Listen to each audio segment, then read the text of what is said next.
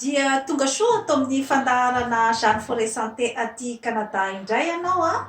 Ny resantsika an'io zany a dia ny momba ilay tovovavy izay mitondra resaka be zany teto amin'ny internet dia tsy izy zany fa i Zakia Rocher. Izy zany dia lehilahy izay nivadika zany ho vehivavy, izany hoe transsexuel izy zany dia nanova ny tenany zany ho vehivavy. Ireto zany no zavatra izay nampihetsi-po azy zany tamin'ny zavatra rehetra izay niteneny rehefa niresaka tao amin'ny YouTube izy, dia ireto frazy vitsivitsy ireto. Zaho izy dia tena mahatsapa ny tenako sambatra amin'izao fotoana izao. Misy ihany koa ny frasy izay nanaitra dia ny hoe ndao sika malagasy mba hivoatra. Mavesatra dia mavesatra zany fraziny zany dia misy ihany koa ny frazy izay nanaitrako dia ny hoe ny hoaniko amin'izao fotoana zao sisa tsy tadiaviko androany intsony fa efa nananako efa ela be sisa. Misy ihany koa ny frazy izay mbola nanaitra ihany koa teo amin'ny zavatra izay niteneniny dia ny hoe ny tenako sisa dia miara-misakafo foana ho sisa amin'ny maraina amin'ny olona izay tia sy makasitraka ary isan'andro aho sisa dia misaotra an'Andriamanitra ny amin'ny nanomezany ahy amin'izao toerana misy ahy izao amin'izao fotoana izao. Mavesatra dia mavesatra izany frazy rehetra notonon'ny Zakia Rocher izany, ary dia tokony hampieritreritra antsika malagasy ny olona ohatran'ireny. Voalohany indrindra zany aloha dia azavaiko zany ny ataontsika hoe transsexuel. Ny transsexuel zany dia olona iray izay efa izay nanao vanjanahary azy,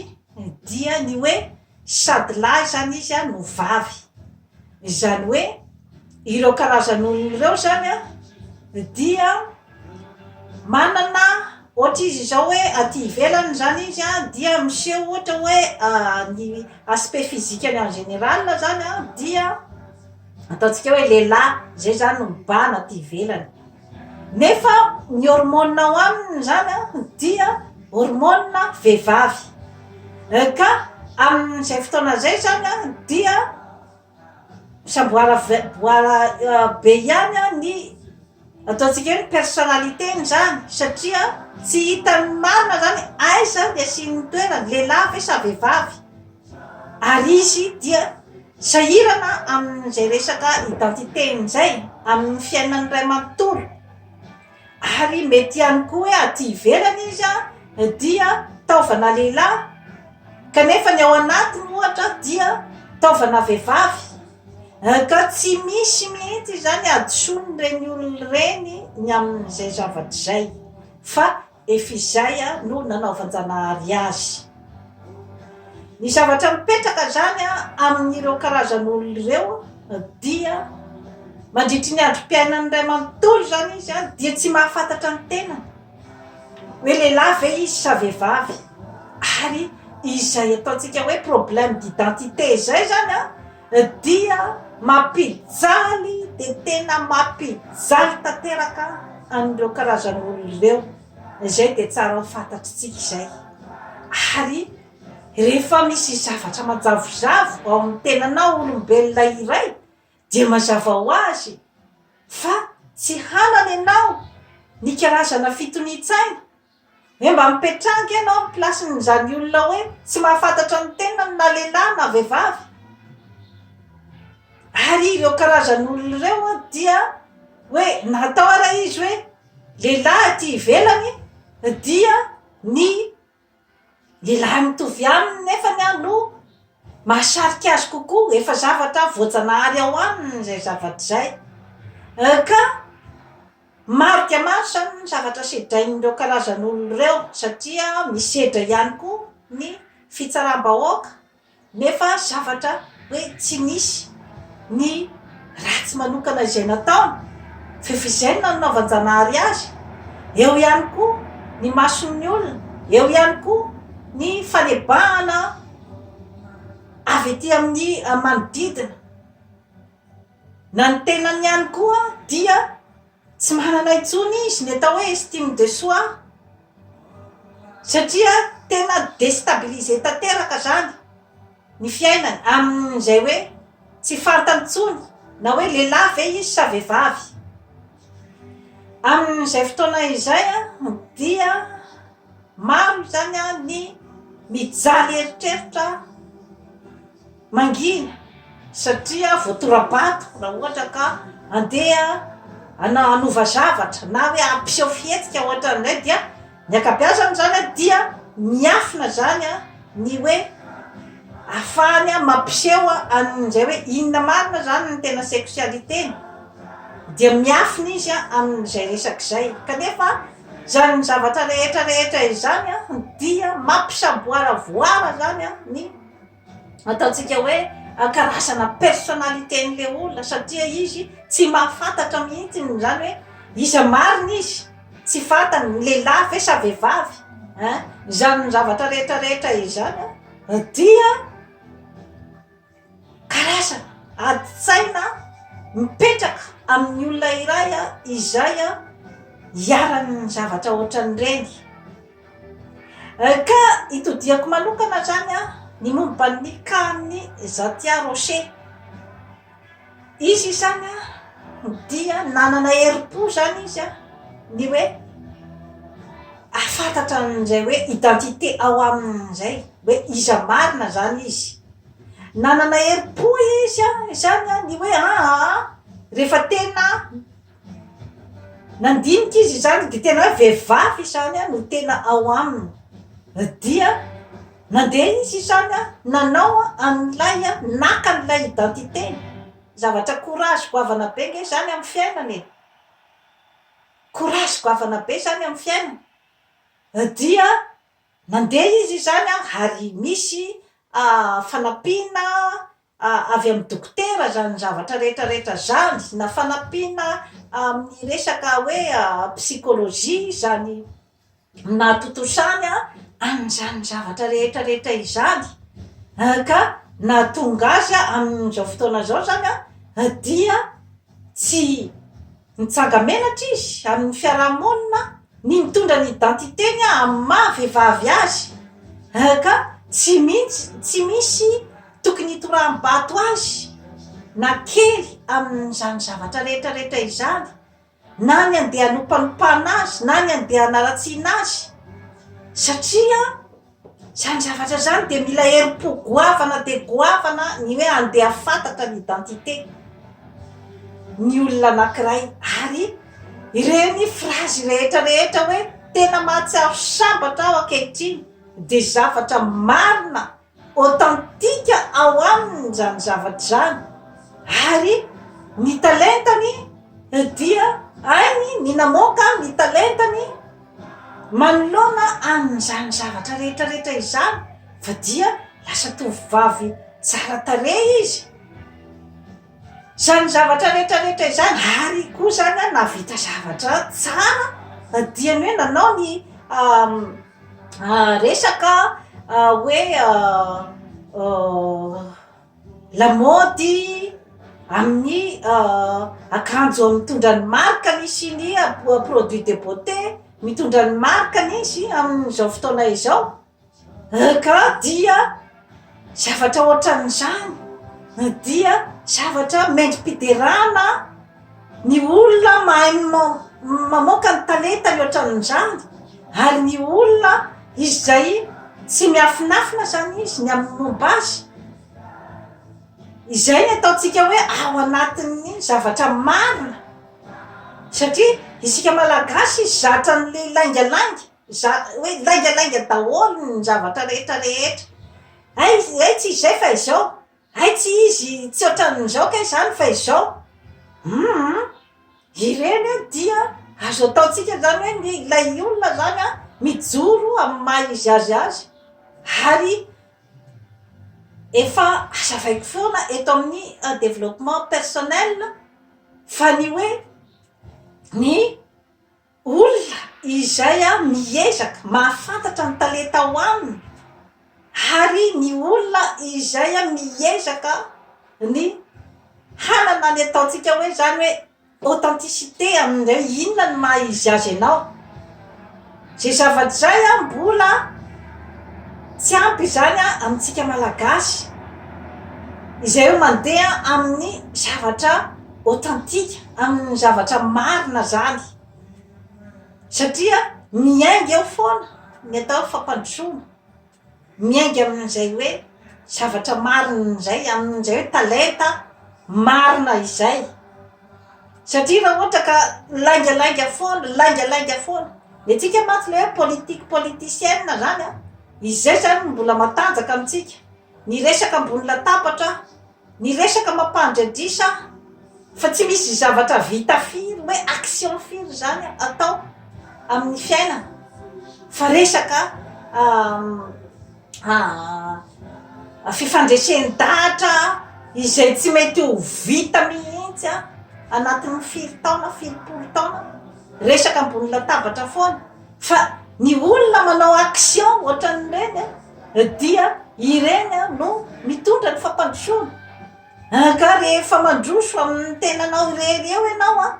dia raha ohatra ka misy olona hafa koa manao koa ny zavatra ohatraohatran'izay, misy maromaro zany ny karazan'ny olona izay hoe mahavita zavatra amin'ny talentany, dia izay nge no mitondra ny fampandrosoana amin'ny firenena. Ka eo amin'ny resaka ara-toetsaina indrindrandrindra no iterako any Zatia Rocher, satria mbola sarotra de sarotra amin'ny fiarahamonina malagasy izany resaka hoe lehilahy hivadika vehivavy izany. Mbola sarotra de sarotra amin'ny malagasy ny iaiky sy ny hoe andeha anaiky olona ohatran'izany zany ao amin'ny fiarahamonina. Kanefa dia eo no matetika zany tsy mampandroso atsika ny amin'izay hoe fahaizana mandanjalanja, le capacité d'analyse, ny hoe zay ary zany no fiainany, ary nanana courage izy ny andeha hoe ato zany ny lalaky zorako. Ka io zavatra io dia tsy voatery hoe resaka hoe transsexuel na ohatran'izany ihany zany no mila n'izay hoe fahaizana ny détermination ato ny lalaky zorako, fa ny fiainana mihitsy amin'ny ankapobeny dia mila n'izay détermination zay, ny hoe ato ny lalaky zorako. Satria ny akabeazantsika zany dia ny hoe manaraka foana ny hoe inona zany no malaza atao amin'ny fiarahamonina, inona moa zany no zavatra eken'ny fiarahamonina, ary inona moa zany no ataon'ny fiarahamonina hoe olona ambony. Ny ohatraohatry ny ahoana moa zany no atao hoe ambony, dia ny olona manao ahoana ohatrohatry ny ahoana no atao hoe ambany sy ambony, dia lasa zany manaraka an'iny daholo zany fa tsy misy mihitsy zany manana courage ny hoe inona ny zavatra maha izy azy izany hoe fitsarana ivelany zany izay zany no tena mibahana amin'ny fiarahamonina. Any ka tsy misy mahasahy tena hoe mampiseho any hoe inona ny tena maha izy azy, fa hoe tsy maintsy manatahaka andrakoto na manatahaka andrabe, izay zany vao zay vao mieritreritra zany ny olona anankiray fa hoe voaray tsara amin'ny fiarahamonina ka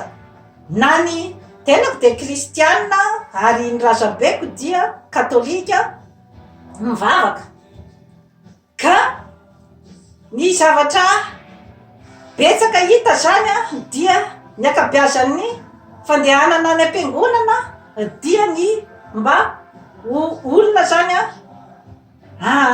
atao hoe manany maha-izy azy zany eo amin'ny fiarahamonina olona madio rehefa mandeha any am-piangonana zany dia considéré kokoa zany eo amin'ny fiarahamonina raha ny akabeazany zany za ty miteny ny olona rehetrarehetra raha ny akabeazany zany de mbola izay hoe andeha hakana poids zany no fandehanana any am-piangonana ka nefa ny hoe tena hoe fiainany andavanandro zany tsy ahitanao an'izany hoe olona mivavaka hoe tena hoe zany hoe mametraka an'izany atao Andriamanitra zany miaraka ho aminy satria mbola betsaka amin'ireo olona ireo no mbola olona manavakavaka olona no mbola olona izay mieritreritra hoe rakoto ambony rasoa ambany izany hoe io fambonina sy fambanina io zany dia zavatra tonga de fa etikety apetraka any amin'ny tsirairay izany hoe tsy mijery tsony zany ny inona ny ezaka ataon-drakoto sy rasoa fa tonga de fa misy olona teraka zany ambony de misy olona teraka ambany nefa olona mandeha ny am-piangonana ary dia olona dia tena hoe mafana fo amin'ny fivavahana somary mahagagagaga ihany ka izay no hitiavako ny tetsaina ty Amerique du Nord ny tenako dia voavolavola avy aty Amerique du Nord ny aty Amerique du Nord de noe ny ezaka ataonao arakaraky ny ezaka ataonao sy ny vokatra azonao amin'ny ezaka iny ny toerana misy anao fa tsy misy olona d'avance ambony d'avance ambany zany ty fa zay nataonao zay vokatry ny asanao zay vokatry ny atsembohanao zay ny ty ka raha ohatra ka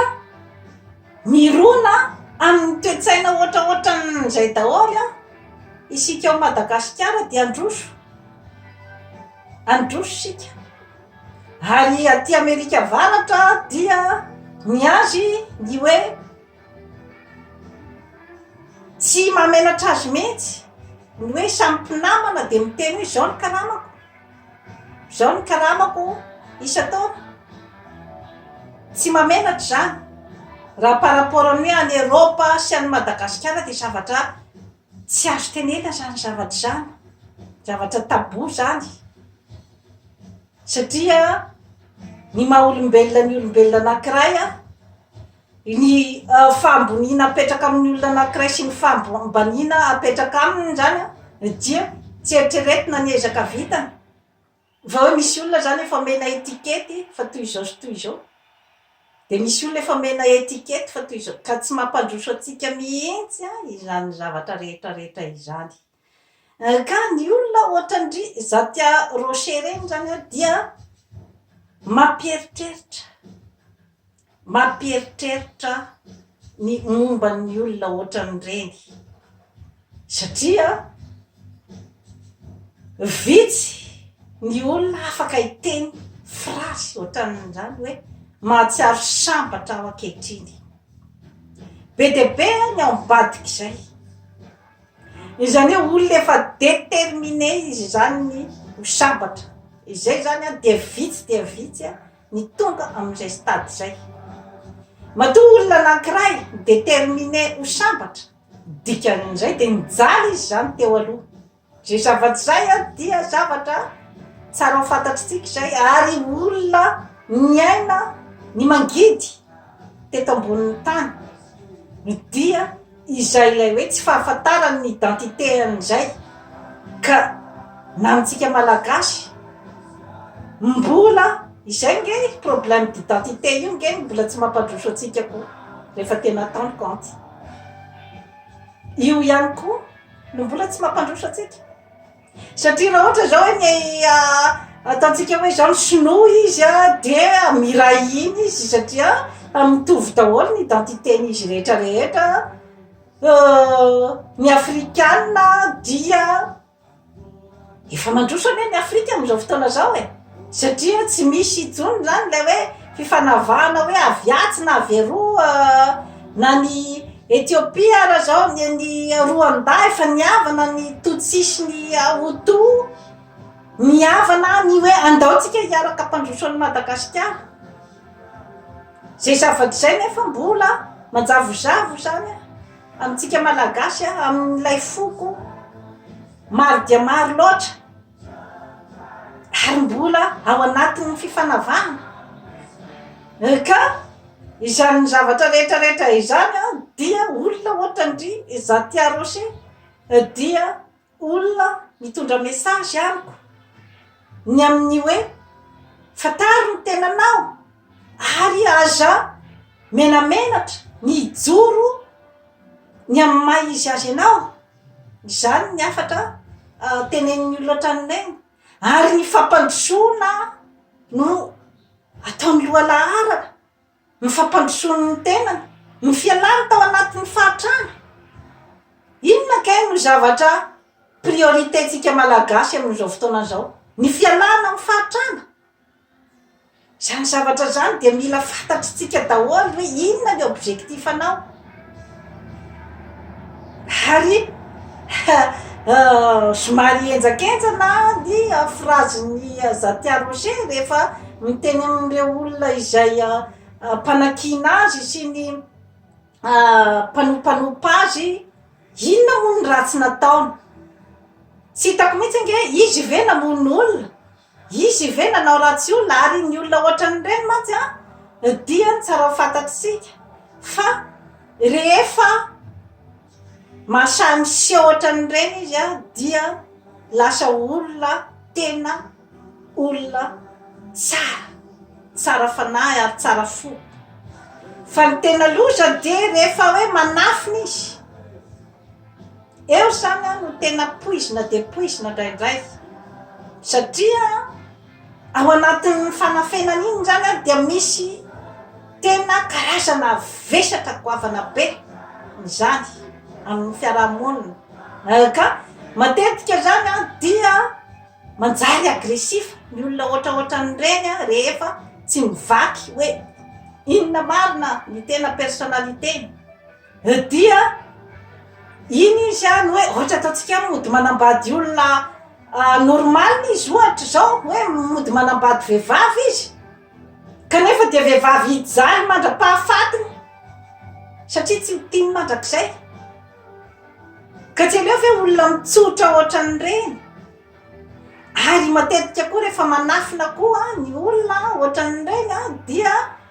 ny zava-misy dia mijanonao amin'ny karazana ohatrany hoe zany lolo-po amin'ny société dia hoe tsy maintsy miafina izy zany dia mitady olona atao bouc émissaire amin'ny plasiny izy zany izany hoe misy karazan'olona zany izay ataontsika hoe zany tsy anana ny fiatrana mihitsy zany satria iny olona iny tia mipetraka amin'ny plasiny amin'ny fitoram-bato ka izany zavatra rehetrarehetra izany zany dia anazavako amintsika rehetrarehetra fotsiny zany ny fombafombany hoe inona ny personnalité an'ireny olona ireny ary dia natafavoaka ny talentany Zatia Rocher satria ao anatin'izay koa mantsy zany ny hoe rehefa anatin'ny fijaliana ianao dia matafavoaka ny tena talentanao zay zavatra zay dia tsara fantatritsika rehetra ka moa ve ny fitoram-bato ny olona ohatran'ireny izay ve no ampandroso anao izay ve no ahitanao ny lalana tena tokony alehanao izay ve ny ampisondrotranao amin'ny fiainana ny fitoram-bato azy rehefa hoe tsy nanao ratsy an'izanizy izy eritrereto tsara zavatra ohatran'izay ary raha ny ohatrany hoe fomba fiteniny a de hoe izy mba te ametraka ny anjara birikiny amin'ny fandrosoan'ny Madagasikara mba hanampy koa zany a ny olona izay a te hisolotra amin'ny fiainana zavatra projet tsara de tsara ke zany any amin'izany tsisy zavatra negatif zany zavatra zany ka tokony io mba ho raisitsika amin'ny hoe lafiny tsara zany ny olona ohatran'ireny fa tsy andeha ho potepotehana satria maro dia maro ke ny olona izay ataontsika hoe anatin'ny ataontsika hoe faharatsiam-panahy kanefa dia olona normal aty ivelany olona indraindrain'ny fiarahamonina aty ivelany na ny olona izay afaka mijery ny piraitanin-drazanaminy olona izay manana pouvoir hanasoavany ny piraitanin-drazanaminy dia afaka mijery ny mahantra eraky ny lalana ny mpangataka eraky ny lalana dia ekeniny sainy ny mijery zavatra ohatran'izany amiko dia any ny tena mipetraka ny ataontsika hoe ara-tsim-panahy any ny tena mipetraka ny ataontsika hoe remise en question na olona anankiray fa tsy olona ohatran'ny Zatia Rocher no andeha hopaopanao ao anatin'ny YouTube sy ny sisa sy ny sisa ka fampieritreretana zany no apetrako amintsika malagasy aiza ny lalak'izorana mijereo aiza ny lalak'izorana ao fa efatry tsika ny farany mahantra indrindra eran'izao tontolo zao nefa manana ny rehetra rehetra sika manana ny rehetra rehetra fa mbola ato anatin'ity tetsaina ty ao zany no mbola mila amboarina ary mbola lavitresaka de lavitresaka kanefa moa dia tsikivy ny tenako tsikivy ny tenako eto amin'ny fandaharana Jeanne Forêt Santé fa mampita foana amintsika rehetra rehetra zany ny hoe inona marina izany ny toetsaina entina amin'izany hoe fivoarana zany inona ny zavatra mila mipetraka ao aminao ao ahafahanao mandeha amin'izany atao hoe fivoarana zany tsy maintsy misy ny atao hoe finiavana tsy maintsy misy ny atao hoe ezaka ka tsikivy aho fa mbola manome anareo foana manome ny piraitanin-drazana foana na dia efa misy arangambany mety leo satria mety tsy azony hoe inona ny zavatra tiana ampitaina mampalahelo ane mampalahelo ny mamainy rehetra rehetra dia ilay olona miteniteny fahatany